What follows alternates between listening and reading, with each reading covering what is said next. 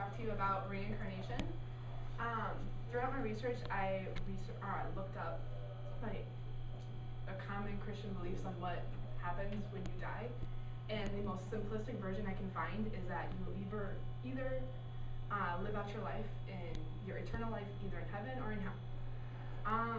But some people do claim to have memories, vivid memories from a past life, and they claim to be someone else, that they were someone else at one point.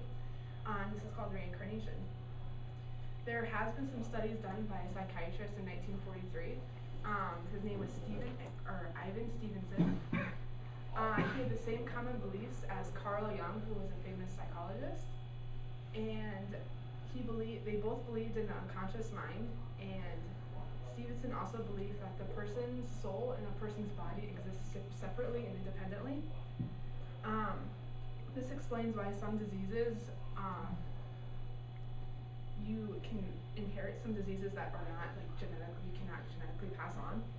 And also he believes that birthmarks are trauma scars from a past life.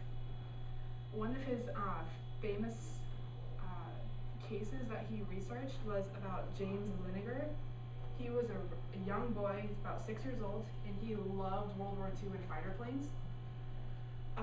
One night, James began having night terrors about being shot down in his fighter plane, and his parents got a little worried. So his father, Bruce, decided to comfort him and said, "I'm really glad you're my son, we love you, just know that." And James replied, "I know, that's why I picked you guys." And their parents were really confused and don't know why he would say that he picked them. And so they started asking more questions about all the drawings he was doing and about his night terrors. And James admitted that his name was James Houston, not Lineker, and he was a fighter pilot stationed at Natoma Bay. They asked why the planes were being shot down, and he said the Japanese shot him down. His parents were startled, and they began to look up more facts about World War II, and they found out that there is a Natoma Bay, and there was a fighter pilot named James Houston. So they came in contact with another World War II veteran, and they connected him with James, and he confirmed all of his information, and it was correct.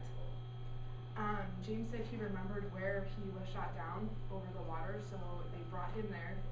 They had a little ceremony, and James said he felt an instant connection, and he broke down and started crying.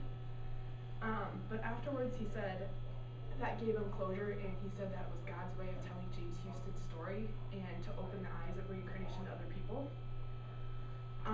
There are other cases that have been done, but they're usually debunked because they found out that they were in a hypnotic state. That case is of Brady Murphy. There was a woman named Virginia Tife, and she was under a state of hypnosis. She claimed to be Brady Murphy from Cork, Ireland, and she was telling a bunch of stories about her time in Ireland. She also spoke with a heavy Irish accent that she normally didn't have. The case was investigated, and they found out that Tife had a neighbor from Cork, Ireland named Brady Murphy, and her accent was from countless high school plays that involved an accent. At first I thought the idea of reincarnation was really ridiculous, and I didn't believe in it at all.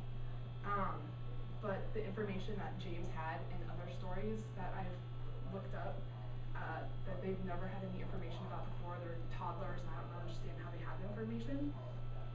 I still consider it a pseudoscience just because you can't really prove it through the scientific method, but you can't really not prove it or prove that it's not reincarnation.